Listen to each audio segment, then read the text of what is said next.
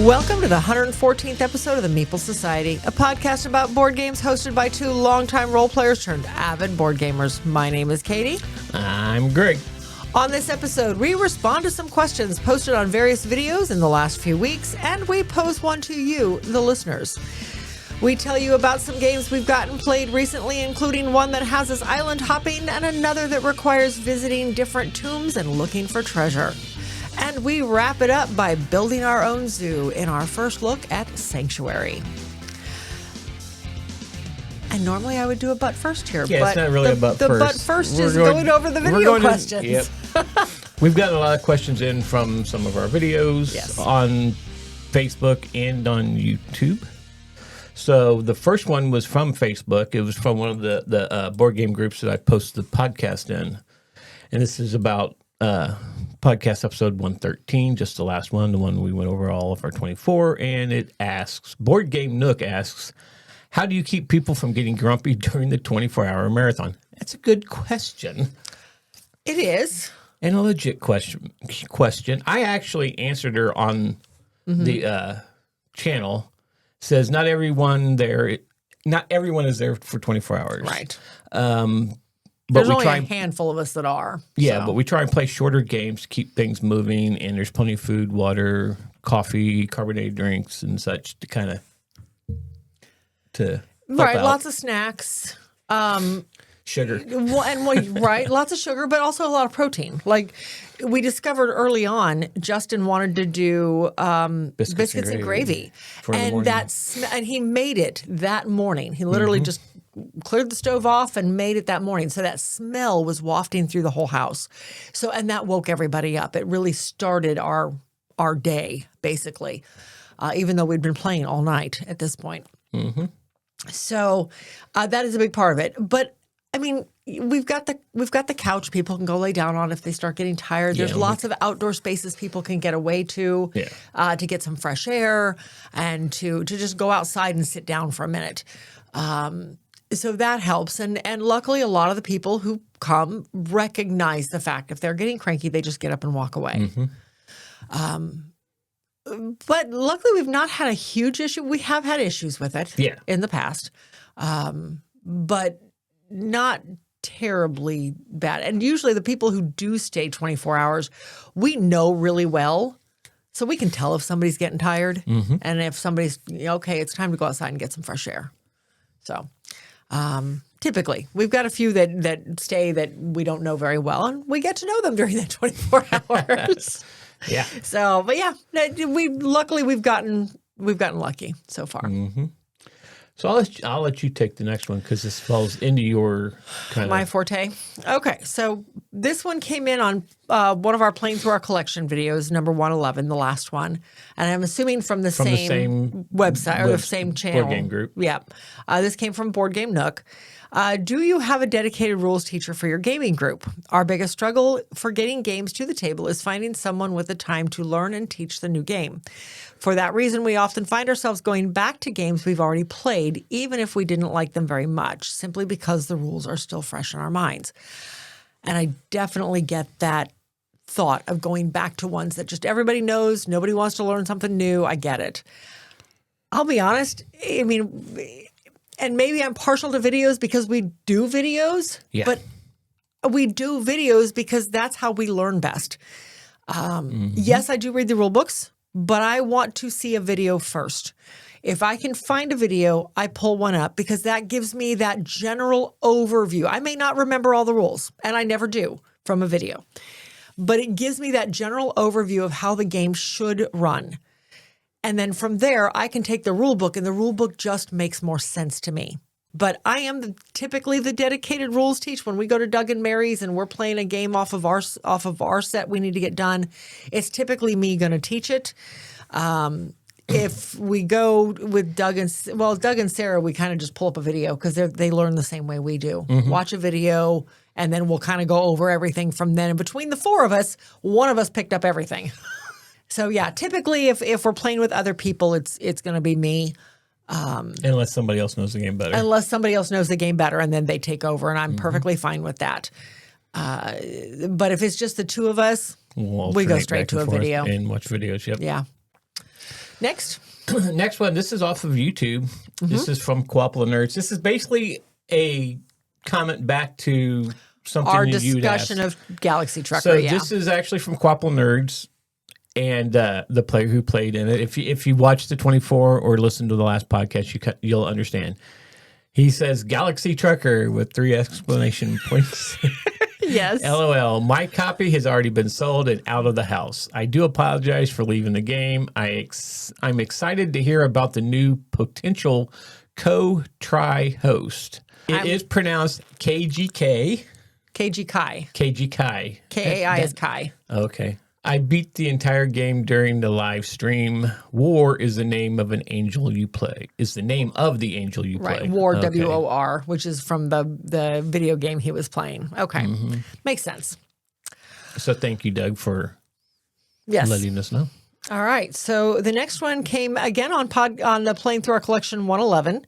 And this is from the Justifier 4788. And he asked, I was wondering, do you guys have a shelf of shame? We actually did a video a while back on our shelf of shame. And at that time, we did have a substantial shelf of shame still. And it unfortunately has not gotten a whole lot smaller because we keep adding stuff to it. It's gotten substantially smaller well, than it has gotten before we started the whole Playing Through Our Collection. This is true. But when we did our video on the shelf of shame, we did not include the travel collection. I don't honestly remember that. We did do a video on it. I'll have to pull it up and let you watch it. I'll have to watch it. Anyway, see what I said. Okay, so I did respond to him, and I said, yes, we do have a shelf of shame. They are all from letters W on. Mm-hmm. With the exception of a couple of expansions. We do have a couple of expansions we've never gotten to that are all marked. So once we finish the Playing Through Our Collection video, we'll go back and purposely get those stickers off of our boxes as well. If you see of our videos that we're actually in the game room doing the video, and you'll see boxes in the background, and you might have seen it during the 24 too. Yeah. There's boxes on the wall, on the shelves that have little blue stickers, and some have a C on it, some have an E on it. And some are just blank. If it's just a blank one, it means we have never played this game. Yeah. If it has a C on it, it means we've played the game, just not our copy. And if it has an E on it, it means this is an expansion for a game that we have. Yeah, or there is an expansion in the box that we have not played yet. Yes. So eventually we will get through them all. But as we finish the Playing Through Our Collection, and that was the big catalyst to doing that series, is that it would force us to get through our shelf of shame, and it would force us to narrow down the games that we're never going to pull off the shelf. So we can slowly start culling our collection a little bit and get it down some. Just on this last video, there's been some games that have been on our shelves in our game room that for 10 years. It was part of our collection that we haven't. That we're culling.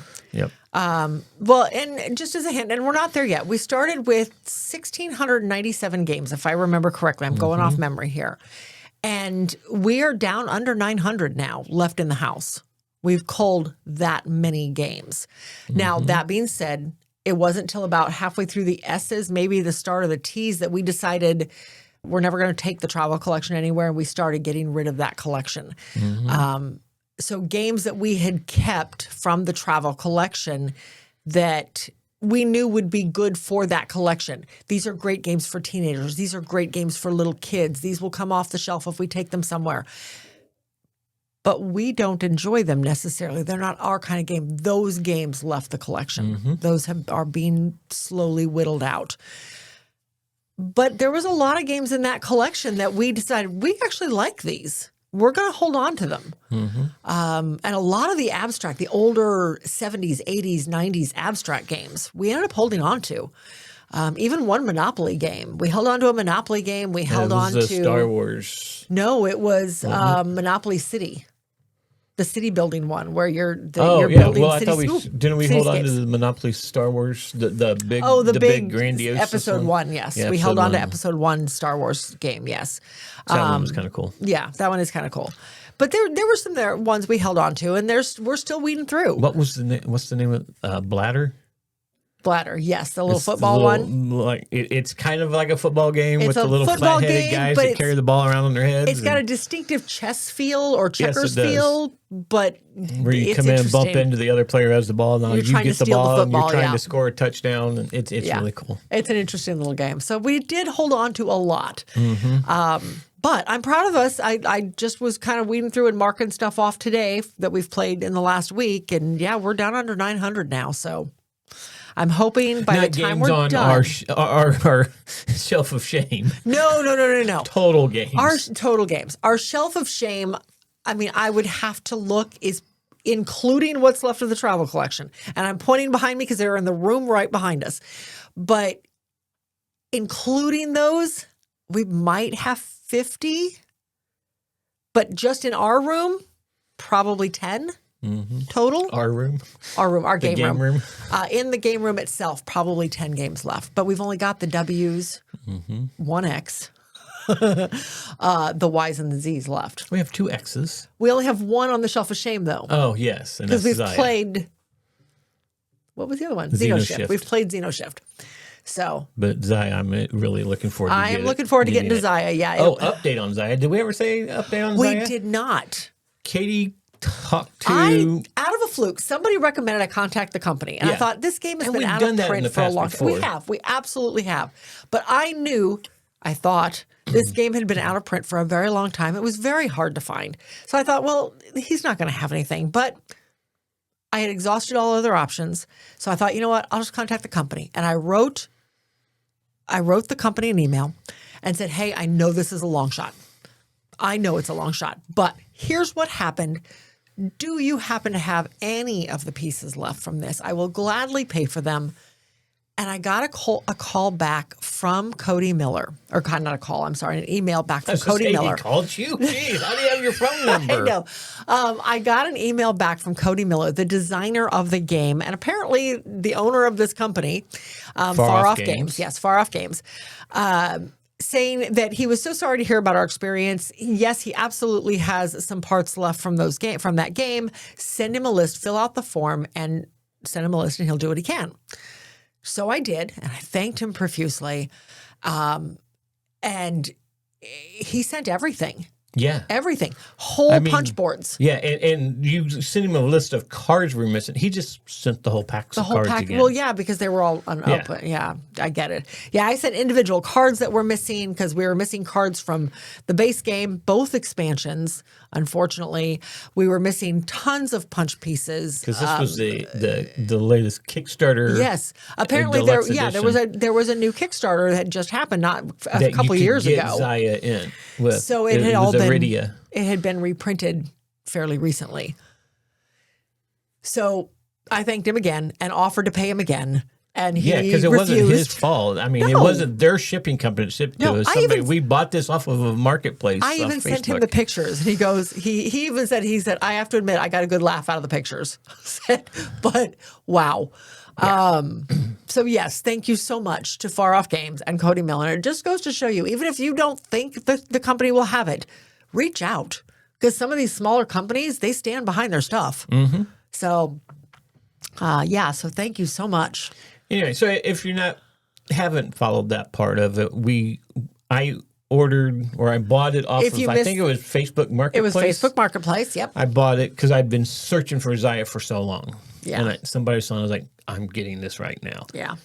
They sent it in a box that was 10 times too big, just with one piece of bubble wrap wrapped around it. By the time it got to us, the game had opened up. It was everywhere. It was coming out from the seams in the box because the box wasn't completely taped up.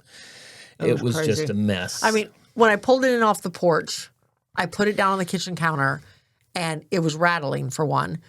But there were literally tokens and cards peeking out. So I went out to the porch and immediately found a token on the front porch. So I walked all the way down the driveway and out into the street where the UPS driver had parked. Nothing. I wish I had caught the guy because I'd have asked to look in his truck. I seriously would have. But yeah, it was pretty bad. The box was like 27 by 15 by 13 inches. And I think what irritates me the most is, one, the guy didn't put any tape on anything. So therefore, nothing came open. The box came. And if he had just taped down the bubble wrap, it would have been fine. Or taped the box shut. Or taped the box shut entirely. Taped all the seams. It would have been fine. Mm-hmm. But he didn't. And then he had the gall to defend his choices. He didn't do anything wrong. So, anyway. Yeah. Because even the 3D printed insert. There's pieces of pieces pieces missing, which I don't think he had. I don't think were ever printed. But thanks to our friend Chad, he printed everything we needed, and now it's all back together and ready to be played. And I'm excited to get to it. So as I can get through the W's, I'm calling Chad up, say, hey, you want to come over and play this game since you helped us fix this up? Yes. So anyway, looking forward to it. Back to the question. Of our Shelf of Shame. But yeah, so we have about 50 games left on our Shelf of Shame. Including the mass market games that are in the room behind us. Yeah. Okay. So this last one was about playing through our collection, episode 110, and it is directly right at you. It is. So David6294 asks me if my second play of Vantage went any better. Now, I know you answered him on YouTube. I did answer him on YouTube. But so yes, it did. I don't know if we talked about it on here. I suspect we did talk about it on here because we highlighted Vantage one after we played it the first time. Yes. So yes, it did go much better. The first time I played Vantage, I'll be honest, I was bored out of my mind. I did not care for the game, but any game that I do not like that everybody else did, I'm going to assume it's a me problem. And pay that much money for. I'm going to have the deluxe everything. I'm going to assume it's a me problem, and I'm going to try it again. So I did. And I did have much more luck on the second round. Yeah, you got to explore a lot more stuff. I explored a lot more things happened on the cards I was on. And I was having the game you were having, but I wasn't bored. I was like going, where can I go now? I've got to find something. Yeah. Well, and this time I actually picked up more cards. In the first game, I might have had 2 cards on my board. This time I almost filled my board up. Mm-hmm. So we had more cards. The cards were actually doing things for me. We never did complete the actual mission because we could not find anything that pertained to what we needed to find. Well, we found them, but they weren't, because we had to find them to get us to help us. Yeah. And none of them was offering to help us. None of them gave us cards that would allow us to fulfill the mission. Yeah, it was weird. Mm-hmm. So I did enjoy it. I don't think we're going to revisit it this next Sunday. Sunday. The next cooperative Sunday, we're going to move into something else, but I can see us visiting this one again. But because we have to get it played for Yes, it's another cooperative game. We have to play for the W's. Yeah. That we've played a couple times, and now I want to try it 4-player. Doug and Sarah should like this one too. Yes, I want to play it 4-player. It's fighting monsters. Of course, they're going to like it. Yep. Okay, so that does all the questions from you guys, but I have a question I wanted to ask your help on. It's not one you have to answer. It is an answer, I guess. I say they still have to type in an answer. But help us out here. So we talk a lot about going to the Dice Tower Retreat. Yeah. They have a really large library of games. 25 shelves worth of games, 2,500 games. And they always have a lot of the new stuff. Well, they have pretty much all the new hot games on their shelves. They have a lot of older good games. A lot of older obscure games that you forgot completely about. Yeah. So what I'm asking is a list of games that you think we should play. Yeah. Whether it be new stuff that is out, whatever. Older games that you really enjoy that we've never talked about. Yeah. And they'll understand that you've had to watch all of our videos. But hey. But still. Go back and watch them. There you go. You can actually stream playing through our collection because we're on episode 111. We're getting ready to do 112. We're getting ready to do 112. We just finished playing the last game for 112, so we'll be recording that today or tomorrow. You stream on Netflix and everything. Stream our playing through our collection. So if you haven't started that yet, start on 1. Actually, 1's pretty bad, but start on 1. You can see the progression of technology for 1. Well, just technology, comfort level. Yeah. There's so much stuff there because we started this in 22. We'd been podcasting for about a year and a half when we started this series. Mm-hmm. So, yeah. Okay. I'll be glad to get it done. So, yeah, comment if you're watching on YouTube, comment down below. If you're watching us on Spotify, you can comment, place it in the comments there. Yeah. Or you can find us on any of our social medias. You can just DM us, and that link will be in our Linktree link will be down below. Mm-hmm. Okay. So let's move on to games we've played. Okay. So the first game I'm going to talk about is Wayfinders. We played this game a couple weeks ago. Mm-hmm. It's only the second time we've ever played it. Yeah. It's been on our shelf for a little bit. All right. So Wayfinders came out in 2019. designed by Thomas, and I'm going to try to pronounce this. You guys know how I am with foreign pronunciations. Thomas Daganasis Lesperance. Art by Geek Tam. I'm assuming that's Jika, not Geek. I don't know. There's a lot of different pronunciations of the word of the You'll letter have it G. down here. I do. Pronounce it yourselves. Published by Pandasaurus Games. Plays 2 to 4 players, 25 to 45 minutes. It's a fairly quick game, ages 10 and up. So with Wayfinders, this was the island hopping I mentioned. So the board is just a series of tiles, and there's a lot of tiles. So you're not using all the tiles in every game. There's 3 different types of tiles. First of all, you have tiles that have end game points, you have tiles that have ongoing benefits, and you have tiles that have one-time benefits. And each tile is signified. There's a victory point value up in the top, and then a symbol next to it that tells you what your reward is for getting a, I don't want to say a landing strip, but what do they put on there? It's the little, airport, the airports, the hangar. Hangar. Thank you. It's a hangar bay. Why we couldn't think of that word? I don't know. I could picture it. I can picture the little piece, but okay. So you get benefits for putting hangar bays, your hangar icons on them. The first player to have 10 hangars out typically ends the game. And then you count up the points that you get, either on the tiles that you're on that have for sure points, or the tiles that give you end game points. So how you're moving around, this is a resource management. Yes. There's a different tile that represents the hangar bays right there on the main island. And everybody puts one of their little hangar bay tokens. Of their workers. One of their tokens. Because isn't it like a little person? Well, yes. No, it's not a person. It's the little hangar. I'm sorry, I'm pointing at our shared screen. It's the little pieces that you put your little hangar bay tokens, figures. They're little plastic pieces that you put onto the main island. Everybody starts there, that piece signifies the turn order. But everybody puts their planes on that central island. And then from there, you are moving around the board, which is a 5x5 grid of tiles. You're moving around and paying resources. In order to move to an island next to you, you have to be able to pay the color, a resource of the color that's there, the color it represents. Right. So, and every tile has anywhere from 1 to 4 resources that you have to be able to pay in order to build a hangar on it. Yes. In order to build a base.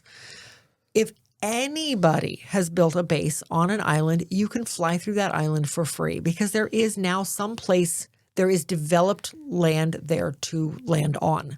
So you don't have to pay a resource to fly through it. If nobody is built on that island, you have to pay a resource to fly through it or to it. To even land on it, you have to pay a resource to get there. And then in order to build your hangar bay, you have to pay more resources based on what the tile says it needs. Right. So for example, if the tile next to me is a red island, it is signified by an island symbol in the bottom corner of the tile, then I have to pay a red resource to land there or to move through it even. To build, and I can land there and do nothing else. That could be the end of my turn. I can't do anything else though. I don't get to interact with it unless I can actually pay the resources to build the hangar bay. And it might require a yellow and a purple and a green in order to, or a yellow and 2 purples and a green or whatever. If I have those resources available to me, I can pay those resources back into the bag and put one of my hangar tokens on there. And then now anybody can fly through that island for free. They don't have to pay that red resource anymore. And I get benefit now of whatever that island provides, whether it's endgame scoring, immediate bonus, or permanent bonuses. And some of the permanent bonuses say, like, I can fly through red islands for free now. Great.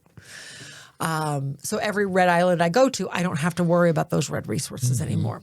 So to get the resources, though, there is a board set off to the side of the tiles that is the hangar bays. And depending on how many players you have, you either have 4, 6, or 8 hangar bays open. The hangars have 3 tokens on them. And these are all randomly drawn out of the bag. On your turn, you're doing one of two things. You are either putting one of your meeples, and I think everybody has 5. You're putting one of your 5 meeples onto one of the hanger bay lines. Mm-hmm.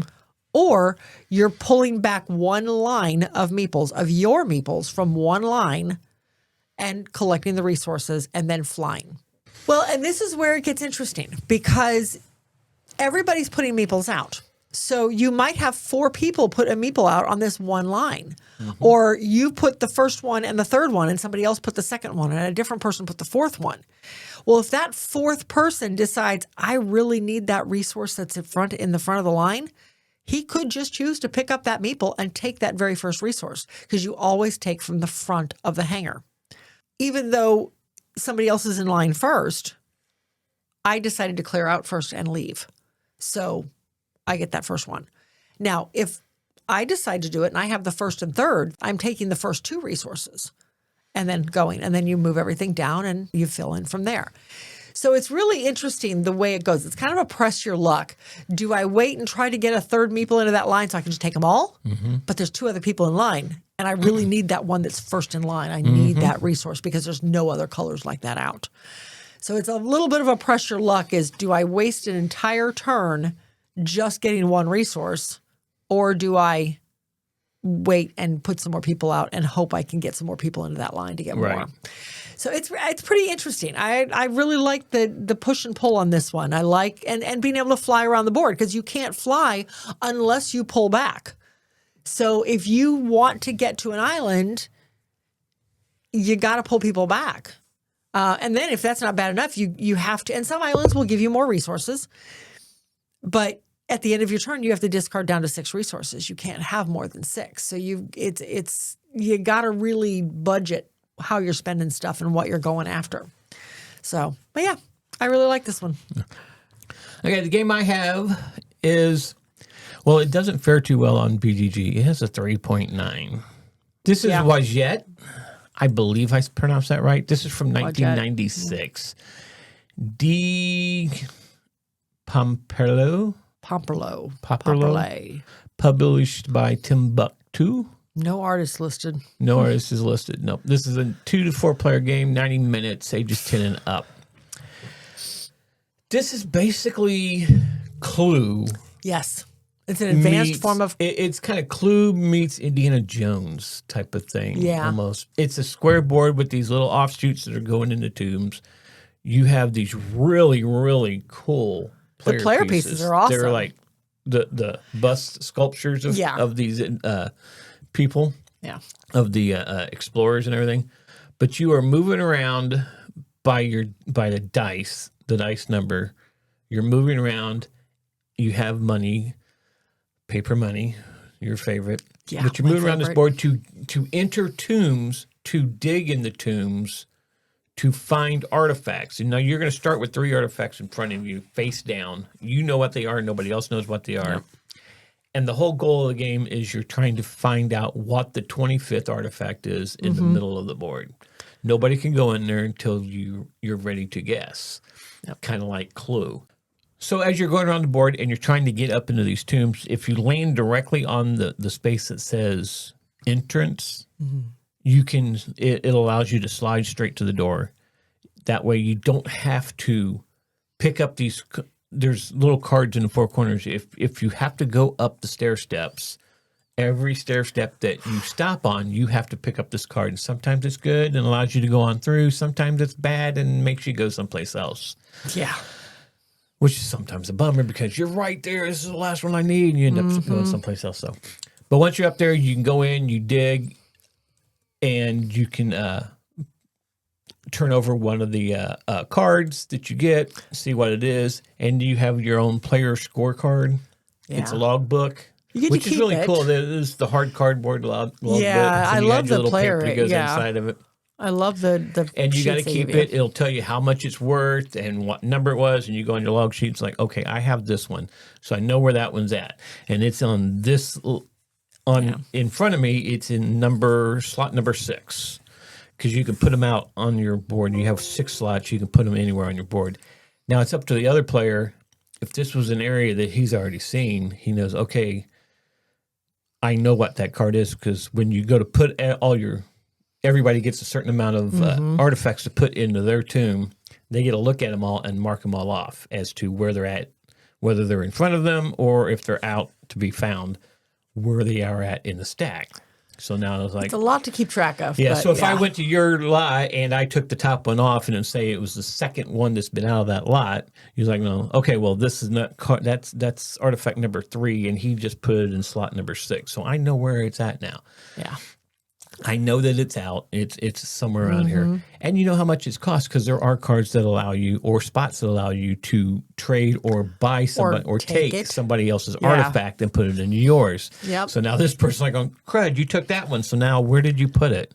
And you got to keep an eye on it. So there's no real downtime because you're constantly watching what the other players are doing because you have to know what artifacts have been found, where they're at, because if you want to go get it, say it's a really high one, and you're like, I want that back. Where did they put it? Oh, okay. If I get this, land on this spot, I can go get that card back, and I have it. Because the whole thing is, you have to have a certain amount of money. $40,000. You have to have $40,000 worth of the artifact treasures to be able to and know what the 25th card is. Well, you don't have to know exactly. You don't have to know exactly where everything's at. You could go up there and guess. You could. But if you guess, you're out of the game. If you're wrong, yep. So just like Clue, if you guess who killed Mr. Body and you're wrong, you're out of the game. Yeah. Same thing in this. But like I said, I don't know if it deserves the 3.9. I'd probably given this game at least a 5. Yeah. But, I mean, I don't think it's one that we're keeping. No, I don't think so. We've had it for a while. Again, it was a Goodwill find. There was an actual 10 gave, 2 10s in this that were given, but most of them were 5. See, I was right. I said I would probably give this a 5. Yeah, I would too. There was a 1 9, 2 10s, 6 8s, and 17 7s. So there's a lot of people that liked it. Yeah, I think it's very interesting. If you like Clue, it might be something you enjoy. Yeah. I think, if you're a big Clue lover, you probably ought to play this game. This is really very cool. near Clue, yes. You're not solving a murder mystery. You're looking for artifacts and trying to figure out what the artifact is in the middle. It's pretty neat. Oh, I did enjoy it. So I really liked it too. I was kind of hesitant. I was like, what is this game all about? Yeah. And we pulled out the pieces, and I really liked the pieces. Yeah. Okay. So the next one I'm going to talk about is Warehouse 13, the board game. This is based on the series, the sci-fi series, Warehouse 13 that came out. Oh gosh, I don't even know when the series came out. This game came out in 2019. So probably around there. I'm guessing it's shortly before then because the series ran for 5 years. I had watched it a while back, just streamed it because I was looking for something new to watch. I really enjoyed it. After I got you into the Librarians, I talked you into watching Warehouse 13 because it was so similar. Yeah. And such a good series. 2009. 2009. Wow, it's that old. Yes. I didn't realize it was that old. So this game didn't come out till well after the series was over. And the people who designed it are big fans. I had seen a video of them. So let me go through the specifics first. So this one, like I said, came out in 2019, designed by Michael Aldridge, Russ Roop, and M. Sean Smith II. Art by Aaron Young, published by Infinite Dreams Gaming. Plays 2 to 5 players, 120 to 150 minutes, 14 and up. So this one... Oh, I was starting to say, I had seen a video with the 3 designers playing with the actor who played Peter. Thank you. Played Pete. Pete. What was his last name? Ladke? I can't remember now. But they played the game with one other person and the actor who played Pete, which Eddie McClintock. Yes, Pete Latimer. I got the L right. You got the L right? So in this series, you are picking one of the main characters, and they give you a choice in the base game of Pete Latimer, Micah Baring, Claudia Donovan, Artie Nielsen, and the fifth one was Steven. Yeah, it was Steve Jinks. So you have a choice of those 5. Now, there was an expansion that added in H.G. Wells. Lena And H.G. Wells. There was an H.G. Wells expansion too. The Lena expansion was a promo for Kickstarter. Never knew this went to Kickstarter, but again, when this came out, I hadn't watched the series yet, so I didn't know anything about it. The H.G. Wells is a full-on expansion, so I'm not sure what that adds. It's extremely hard to find. They both are. I can't find either one because I've looked. So I would love to get my hands on either one of them, but I have found where I can get the Lena and the base game for like $70. I'm like, I already got the base game though, so that's not worth it. So, okay. How this plays. This can be played in one of 2 ways. You can either do full cooperative, where the adversary is played by an AI, basically. Or you can play semi-cooperative, where it's a one versus many. One person plays, and now I cannot remember the guy's name. He was the main adversary for like the first 3 seasons. It was James McPherson. That's right. All right, so one person plays James McPherson. Well, that's not even the case. They don't play James McPherson. One person plays the person James McPherson is controlling. Because there's a traitor. There's a traitor. So you play with a hidden traitor. So you're still playing one of the 5 main characters, 6 if you've got Lena. But partway through the game, you can reveal yourself as the traitor, kind of like Battlestar Galactica, where you are silently trying to sabotage all of the missions to help James win, help the AI win. The alternative is you play full cooperative, and James is just trying to sabotage you all by himself, and you've got to do a couple extra things through the game to simulate that. So this is all dice. It's a lot of dice rolling. It's a lot of card play. Everybody has a collection of cards that will benefit you in different ways that you can play to help gain artifacts. So the board itself is a picture of the warehouse, but along the sides are all different types of things. You've got the debronzer. You don't use the debronzer unless you're playing with the hidden traitor, because if you're playing with the hidden traitor, at some point, everybody else has to decide who that is, and they have to bronze him. If they bronze the right person, then yay, you win the game. If they did not bronze the right person, we didn't play that way, so it's bad. We played full cooperative. There is the neutralizer, and that is a place where you're going to end up putting the dice that have been taken out of play, essentially, for that round. There is the inn, of course. You can go back to the bed and breakfast and you can de-stress a little bit. The stressor cards are ones that basically just clog up your hand. You get a hand of 10 cards, or you can hold up to 10 cards, but you can't get rid of the stress cards, and the stress cards take some of those spots. So they are basically just your cloggers. You've got your 4 types of actual cards: logic, intuition, lore, and tech. And those are the cards that you're going to be using to aid you in gaining the artifacts you need, along with the dice. So throughout the game, you're gaining various dice. You are picking dice. And you can either work directly in the warehouse, or you can go out into the field. And each character has certain things they can and cannot do. Like Claudia can't go out in the field by herself. I played Claudia. I could not go to the field unless somebody else was out there. That was my stipulation. I don't remember what some of the others were now, but everybody had their one thing that was their one restriction. So you're either working in the field or in the warehouse trying to gain the dice. And you're gaining the dice by playing cards with that symbol on it, with that dice symbol, and a certain power of dice symbol, and that would let you take a dice out. Once all the dice are gone, and the dice are basically what tells you that they're clues. They're meant to be clues to finding the artifact. Once all the dice are gone, you've got all the clues you need. Now can you find the artifact? So everybody takes the dice they gather, they roll all the dice, and then they choose one, put it under their little warehouse token, their warehouse blocker. It basically hides the dice. You put one underneath the warehouse, and put it out in front where everybody can see your warehouse. All together, you reveal it. And then you add the dice to the artifact you're trying to find. Now, mind you, some of these artifacts have whammies on them. And if you wait until the very last dice you're removing happens to be on that artifact, the whammy goes off. But if you find the last clue and you already know what artifact you're looking for, you can circumvent the whammy. It doesn't actually go off.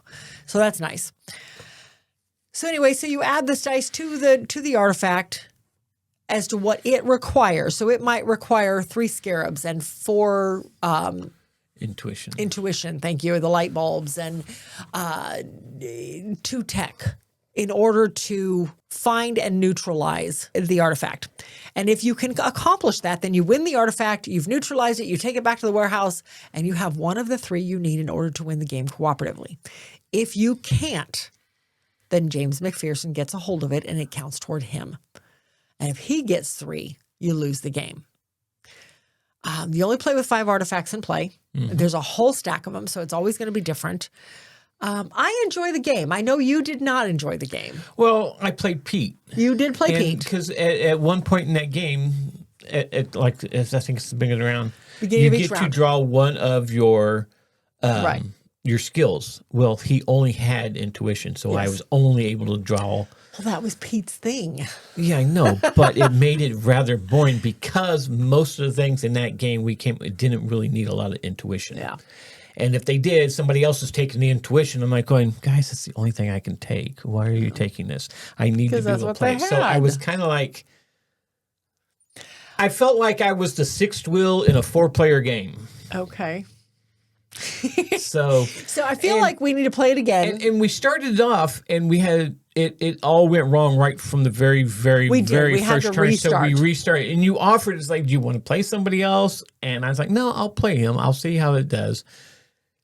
And I kind of wished I had changed characters and played somebody else because it kind of hemmed him in if I wanted any other cards with anything else. Because it behooved you to have the different skills, skill cards with you instead of just the one type. And to do that, I would have to take a turn to go and do that. Right. To get that instead of doing what I'm supposed to be doing. Yeah. Anyway, I enjoy the game. Everybody, I know a lot of people have responded, oh my gosh, there's a board game about this. I felt like it flew under the radar. It is a fun game. Don't take my downing of playing Peter.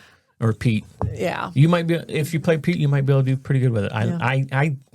Pete's a strong character. They all are. I think Mike is the only one we didn't play with because there was only 4 of us. I would be curious to play this at 5 and maybe even with the Hidden Trader. I don't like Hidden Trader games though, so I don't know. I really enjoy it. I would like to play it again. I think it's going to stick around. I'd probably play it again. It's just I know not to play Pete. Yes. Because try somebody else. Try Artie or Jinx. Yep. Or Micah. Right. That's the one that was available that I could have played, and I was like, nah, I'll play Pete. Okay. All right, but that is Warehouse 13. So we played a game yesterday. Last night. Yesterday was Kids Games Day. It was. It was Kid Game Day. And we actually had a 4-year-old over with us. We did. One of your friends from work. The 4-year-old's not her friend from work. The 4-year-old is the grandson of the person you work with. Yes. We've known Chrissy for a while. She's actually in one of our playthrough videos. Yeah, she's in a couple playthrough videos from a while back. But her grandson came over to play a lot because we, in the W's, we have a lot of kids games. We had 5 kids games to go through, so he came over and helped us. So we played a game called We Detective. Now, this is a game we thought about. We would keep it and just play it with Doug and Sarah on Cooperative Sunday. And I'm kind of glad we did it now. I think they would have been fine. They would have been fine. Let's go over the information on We Detectives first. This is a 2 to 4 player game. It lasts 30 minutes, ages 7 and up. Designer is Tom Greenwalt, published by Tactic. There's no artist credited. Artist listed again, yeah. So the artwork is all very, very kid cartoonish. Oh, yeah. And the whole thing is everybody starts out with 3 people in front of them. 3 clues. 3 clues. 3 clues. Because some of them are people, like I had a fingerprint. Oh, okay, 3 clues. I had like the judge and I don't remember the other 2, like a psychic or something. Yeah. Anyway, but on your turn, you have 5 movement. and you are trying to get your clues to the center of the board where it would show. And the whole point of the game is to get everybody there before you ran out of cards. And what what were the names of those? It looked like a small cell phone text. They were the Wii phones. The Wii phones. The Wii they were really cards. tiny, I guess. So. Yes. So basically, you're getting a text message telling you something. Yeah. You got to when do you it. read it, you do what it says on the text, or you don't have to. You'd say like, I have to go to the dog catcher because a dog attacked somebody at the psychics or the pink house. But I'm nowhere near the dog catcher, but yet Liam, the 4-year-old, is over by the dog catcher's house. So I'll just give this to him so he can do it. Yep. So you can pass them around. But the whole goal is to go to the places where these clues are at to be able to put them into the center of the board before you run out of the Wii phone messages. Mm-hmm. I mean, that's the whole game. The timer is the Wii phone stack. Yeah. There are little Wii messages. Wii messages.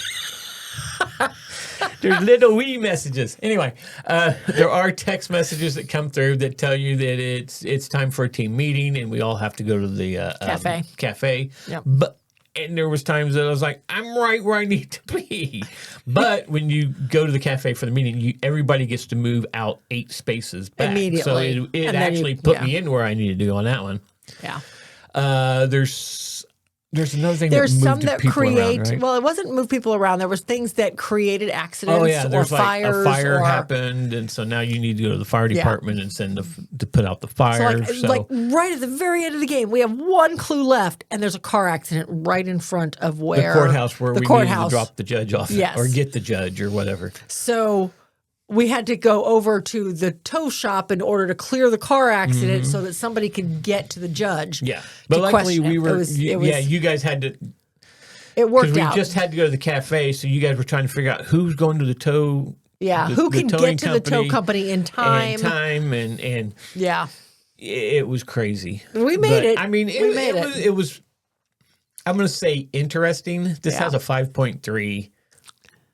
Because it's a very easy game. It's very easy. Although I think Liam was running. I think he got bored with it. He got bored with it pretty quick, though. Yeah. So, but he's 4. This is for 7 and up. Right. Chrissy does want I've already told Chrissy I'm going to give her the game once we've reviewed it, once we talk about it on the Playing Through Our Collection. Yeah. So the community says it's best at ages 6 to 10. Yeah. I could see that. And best at a 2-player game. Oh, really? Well, I can see it'll that probably be you only Chrissy got and 2 Liam people playing going it. around. So it'll make it a little bit harder. There's more things to go. Yeah. So, I mean, because some of the Wii messages, there I go again, Wii messages. Some of the text messages is all detectives meet at the cafe and move 8, or you're on a roll, you get to move 10 spaces. 10 spaces and we instead never of found 5. it in the rules whether It adds so to you your only 5. added 10 or you only... I think you do only move 10. Okay. It replaces your normal. Fire at rubbish dump, move to fire station to put it out. Yeah. So there were fires, there were angry dogs, there was a break-in. Car There's a couple things. Car accident, and then I think that was 4. There was 4 You had hazards. the wrong bag, and you had to find the right bag and move there to pick it up. That was when maybe you already put your clue up there. Mm-hmm. So somebody had already put their clue, and there was a bag. Yeah. Somebody had already put their clue in the center of the board, and then somebody pulled that token. Now they have to take that clue out of the bag and claim that clue and have to go find it again. Because they did something wrong. So they have to go back to it. I know we had one of I think it was the police officer. Yeah. Actually was put in as found clue, and then something came up, and the police officer had to leave and go back to the jail or something like that. He had to go. So we had to go back and get it. Yep. We had to go back and question him again or whatever. Yeah. And put it back. So it was interesting. I mean, like I said, it's 7 and up. So I thought it was a cute game It's not a game for you, but no, it's a kids game. It's a good game to play with kids. If you're teaching your kids, if you've got young kids, it's better than Monopoly or things like that. So I think this is a good game for children of gamers. You know what I mean? So yeah, I liked it.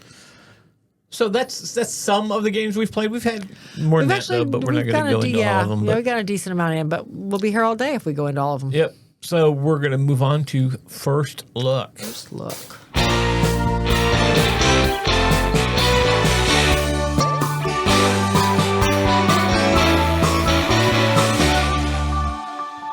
right, so today's first look is the game of Sanctuary. It was released in 2025, so a fairly new release. Designed by Matthias Wig, art by Dennis Lohassan, Christoph Tisch, and Felix Wormke. Published by Feuerland Spiel, here in the States by Capstone Games. Plays 1 to 5 players, 40 to 100 minutes. So it's a little bit of a longer game, and ages 12 and up. The tagline on this is to build a modern zoo for animals and achieve conservation goals. This was basically a follow-up to Ark Nova. In this game, you are building your zoo out of a series of hexagon tiles. And the tiles represent your zoo animals. They represent your various buildings, which give you endgame scoring. And they represent your conservation projects. Now, there are 5 different types of animals, 6 if you count the petting zoo icons. There are 5 different regions of the world that the animals come from, all very similar to exact same icons as in the original Ark Nova. So with this game, you start out each round by taking a tile off of the display. There are 6 tiles on display in the middle of the table, and you always take 1 tile out of the display based on your project level. So similar to Ark Nova, you've got 4 tiles instead of 5. You've got 4 tiles laid out in front of you, and these are all tiles. There's no cards in this game. It's all tiles, all cardboard. You got 4 tiles in front of you, 3 of which represent habitat type: forests, rocks, water. Done. And then you've got your project token, and each of these has an arrow on it. And when you start off the game, all the arrows are pointing to the left. So either to a 1, 2, 3, or 4. You can't get to the 5 yet. So the project tile starts out in a different location based on player order. If you're the first player, it starts out in the 1 spot. If you're the second player, it starts out in 2, 3 and 3rd, 4 and 4th, etc. And then I think the 5th player, if there is a 5th player, also starts in 4th place. And then your other 3 tiles, your habitat tiles, are all just randomly done. So you take a tile from the main display based on where your project tile is. So if you're the first player, you take the first tile. That's your only choice. If you're the second player, you get a choice of the first 2 after the first player's done their turn. So once you've done that, that's how everybody starts the round. You always get a new tile every single round of the game. Then you can activate one of your other tiles. And all of the tiles have different things on them. They may state to place an animal from this habitat, and you have to place an animal with a strength or a size indicator of equal or lesser to where the arrow is pointing to. So if my water tile is pointing to the 3, then I can place an animal size of 3 or less that requires a water habitat into my park. And you always start at the main gates and you work your way out.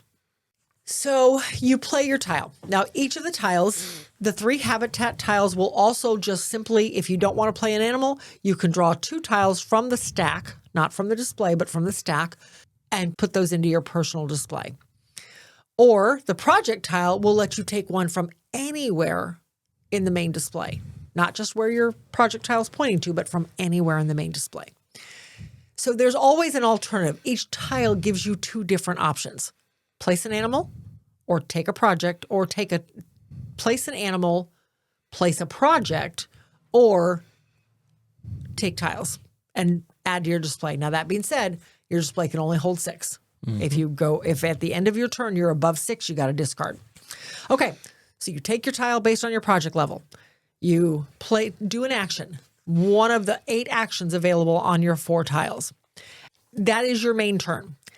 After you've done that, there's some freebie actions. If you have a building that you are able to build, because all of them have prerequisites, or most of them have prerequisites, has to be placed by the water. You have to have all 6 water spots filled up before you can place this. It has to be near 2 predators, has to be near 2 birds, whatever. If you have the prerequisites met and you can place a building, you can place it down for free right now. That's part of your turn. You can also support a conservation objective. I'm going to come back to that board, though. And then if you have the ability to upgrade one of your cards or one of your tiles, you can flip your tile over.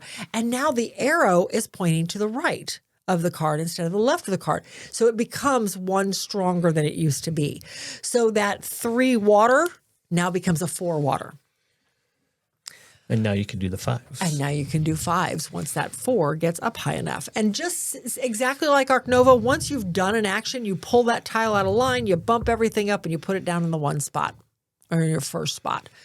But that water, even after you've used it, now starts at a 2. It no longer starts at 1 because you flipped it over and the arrow's pointing the opposite direction. So you do all of this, and then administration phase, slide all the tiles down because you don't refill tiles until you're done with your turn. You slide everything down, the next player gets to choose their tile and then do their actions and possibly lay buildings, et cetera, et cetera.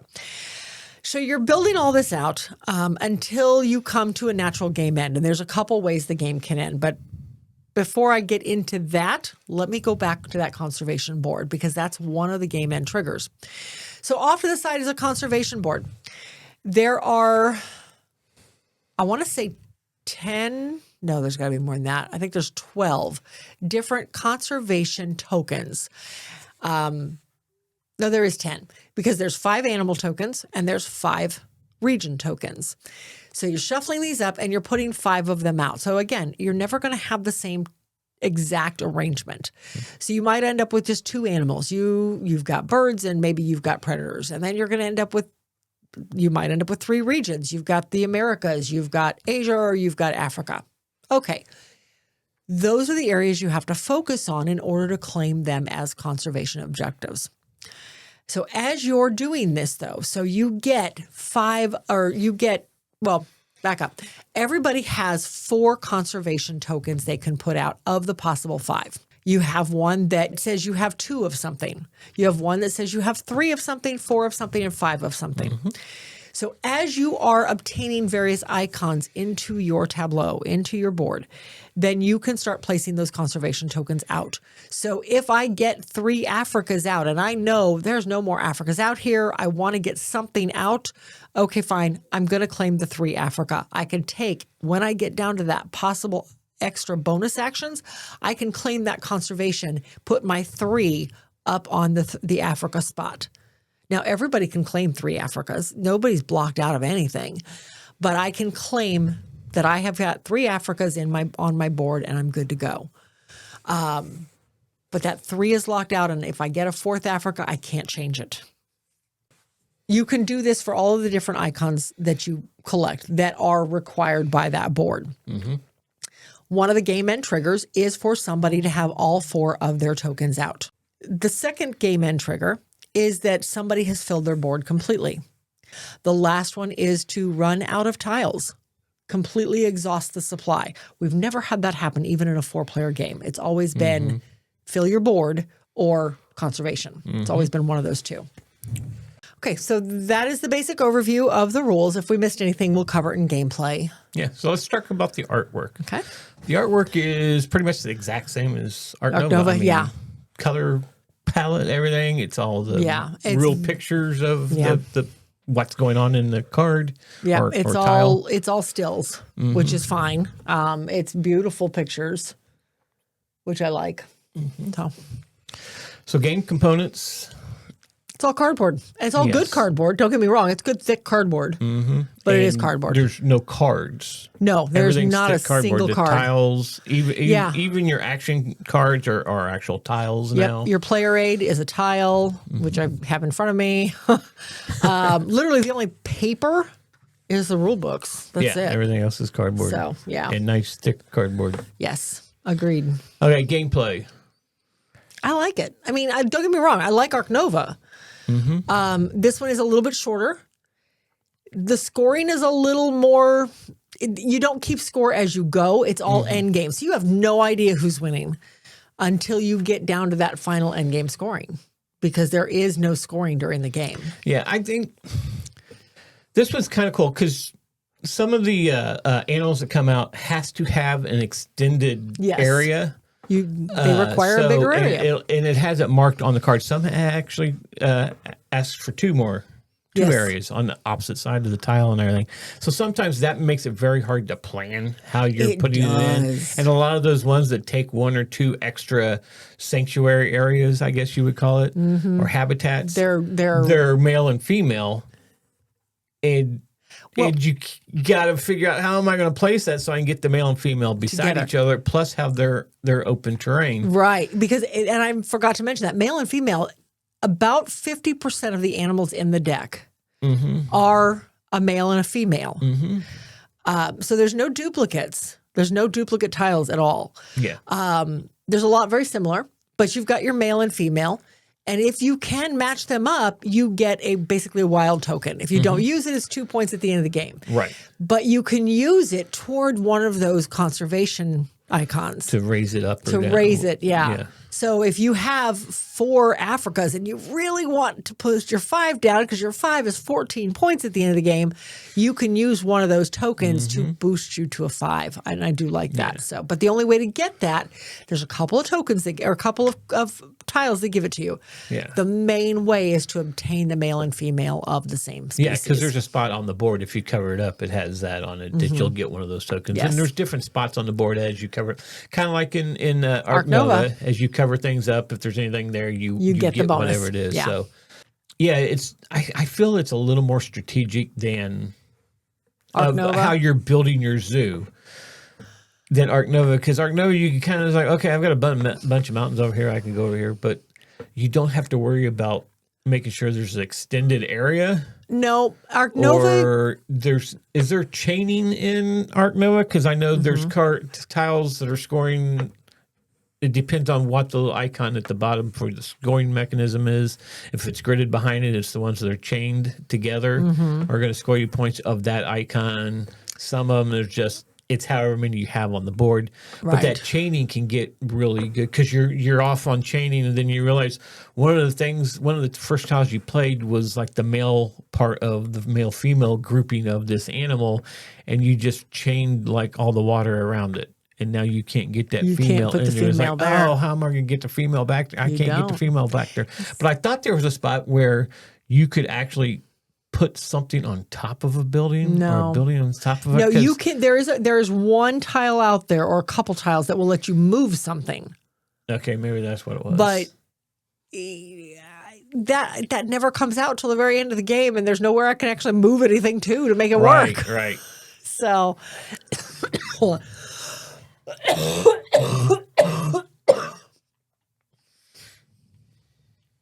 Okay. Anyway.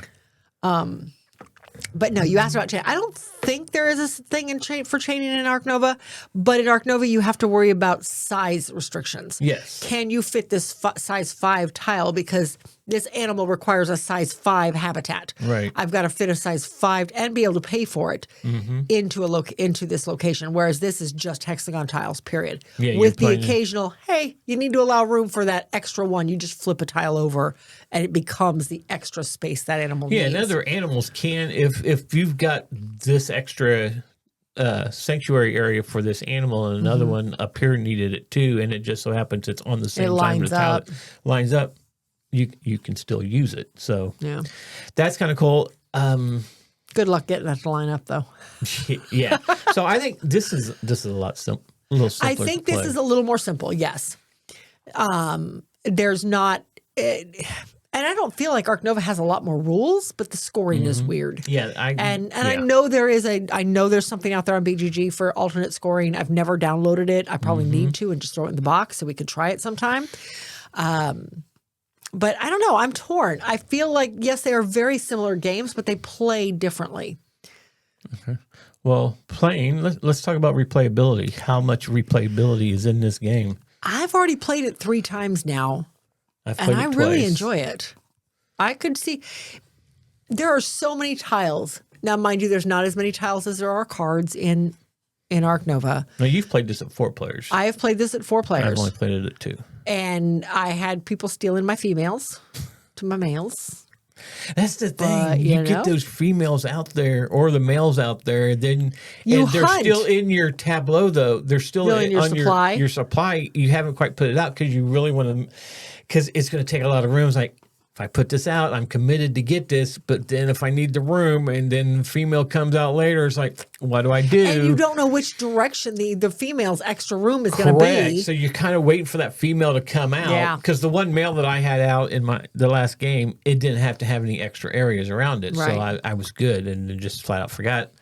You're waiting on that other part, the other mate to come out before you, because especially if, like I said, if it needs that extra area, you got to figure out how it is, and it's been in your supply the whole time. There waiting. The other one comes up like, oh, it's there, and it's not your turn. It's like at 5 on the line, and you can only take from 2 down. You're like, oh, I hope it gets there, and then you look across the way, and somebody could take it if they wanted to, and it gets down to 3. It's like, okay, I can get it next round. And then somebody takes it.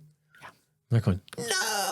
Yeah, I have the other part of that. When we played on the 24, Brittany did that to me a couple times. Oh, well, that's all right. Yeah. I mean, there's that. I mean, and that's kind of the fun part of the game. It's like going, that happens in any game, that actually puts a push your luck on this game. It's like going, because you totally could have used your project tile and just taken any tile from the display. You give up everything else you could possibly do that turn, but that project tile will let you grab that spot 6 that just came out that nobody can touch. Right. So... But you're like, okay, my project tile's up to 3. I could get it next round, or I could spend it right now to get it. Yep. But I really have this project I really need to get out too. Yep. And I finally got my project that tile up to where I could get to that one out, and it's like, what do I do? Yeah. Will it be there next round? So yeah, that makes it a lot of fun, I think.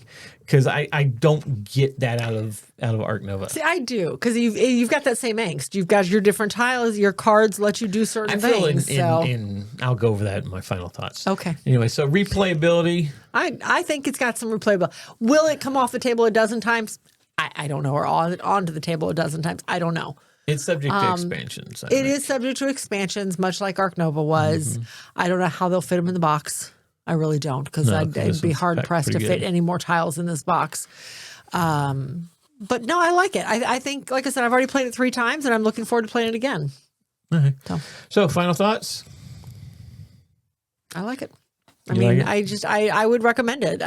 If you like Ark Nova, if you already have Ark Nova, maybe try it first. It might be too light for you. Depends on, or if you think Ark Nova is too lengthy and too luck-based, maybe this one was the good alternative for you, because there aren't as many tiles as there are cards in Ark Nova, because that stack in Ark Nova is pretty good size.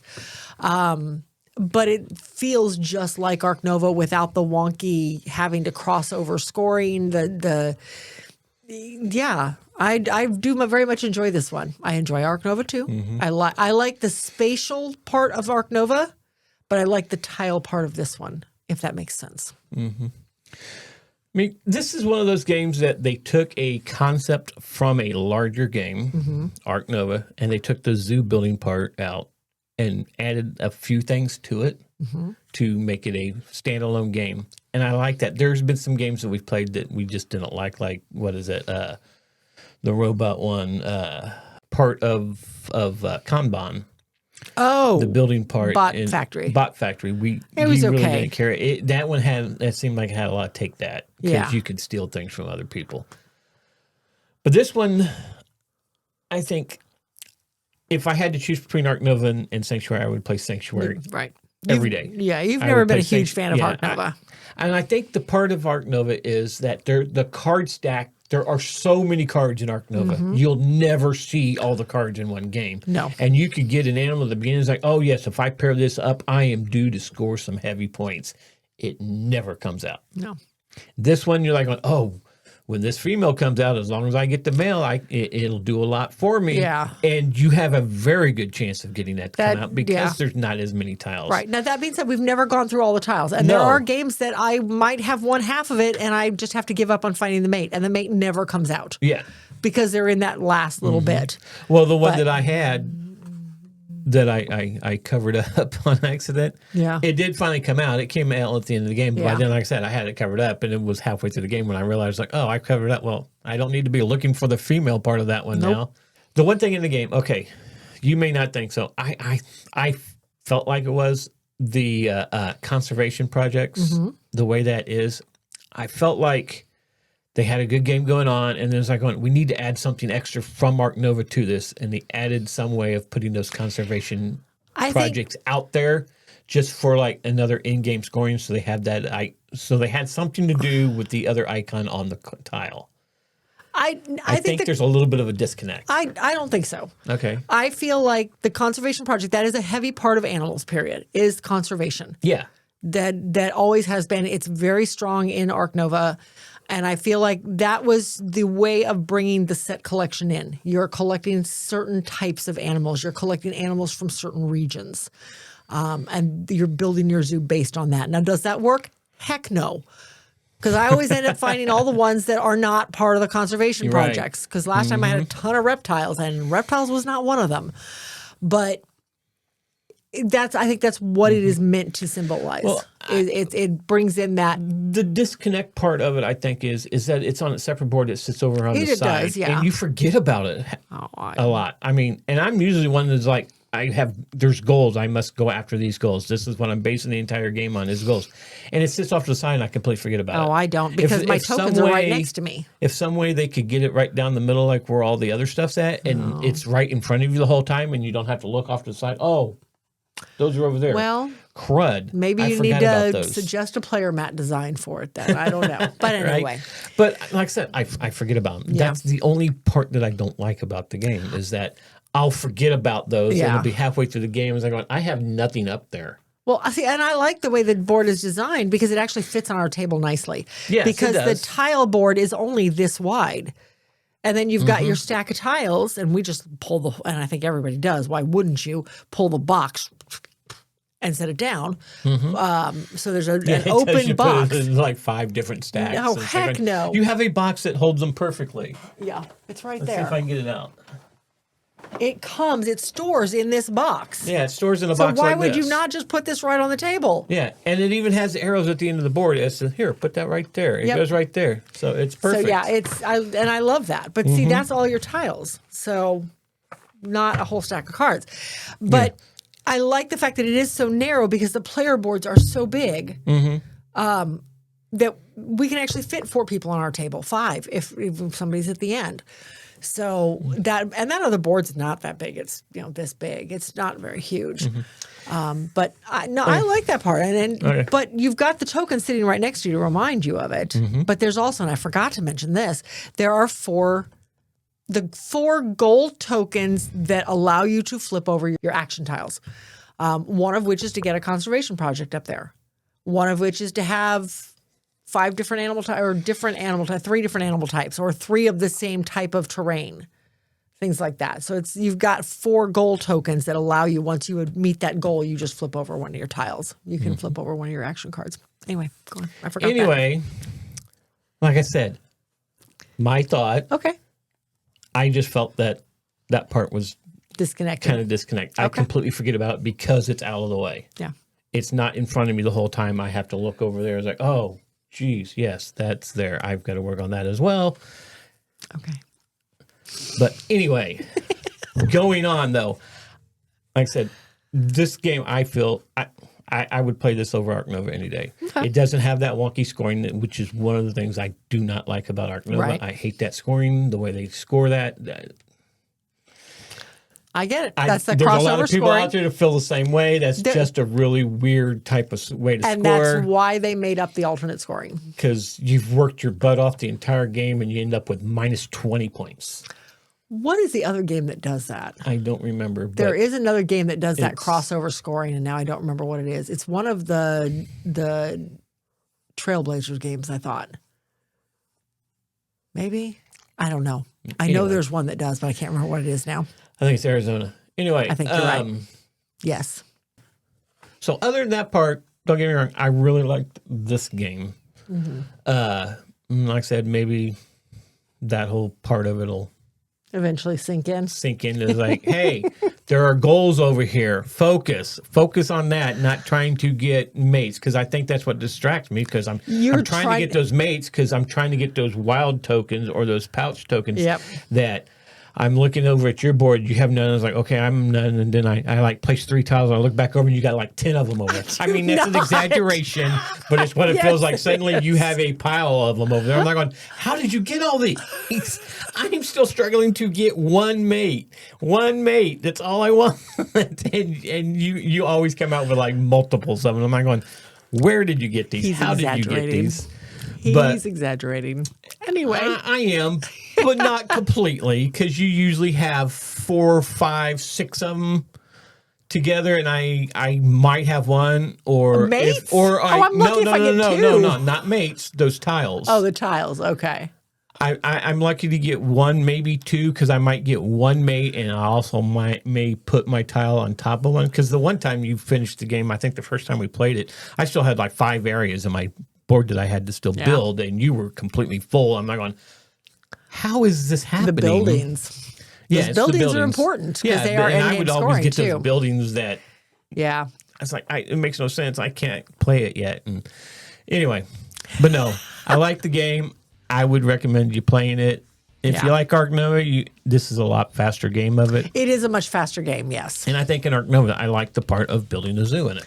Yes, and that's my favorite part of the Ark Nova. I don't like having to get locked out of going and visiting the other countries to get their backing, or going over here to the what is it, the school or whatever it is. There's another part in there that does other things. The conservation area. I guess. It's conservation. I guess. I've played Ark Nova maybe twice. Yeah, I've played it a few times. This one's more memorable to me. The only thing that's memorable to me is being locked out all the time of going to get friendships with another country, or ending up with minus 1,000 points. I mean, anyway, so I recommend it. That's Sanctuary. That's our first look. Okay. So this is going to do it for this episode. If you like this episode or any of our content and haven't subscribed to the podcast, please do so by going to iTunes, Apple Podcasts, Spotify, or wherever you get your podcast. And while you're there, give us a rating and comment. This is how others can find the show. You can also show your support to the show by becoming a Patreon member. Just go to patreon.com, the Meeple Society. Also, if you want to donate to Extra Life and the Children's Miracle Network, go to www.meeplesociety.com. There you'll find links to donate to the cause. But in the meantime, if you want to follow us on social media just to keep up with us and see what we're doing, just follow the links in the show notes. There you'll find links to Facebook, Instagram, X, TikTok, YouTube, Threads, Discord, Blue Sky, and our merch shop. Or you can contact us directly at meeplesociety@mail.com. Thanks for listening, and we'll see you at the next one.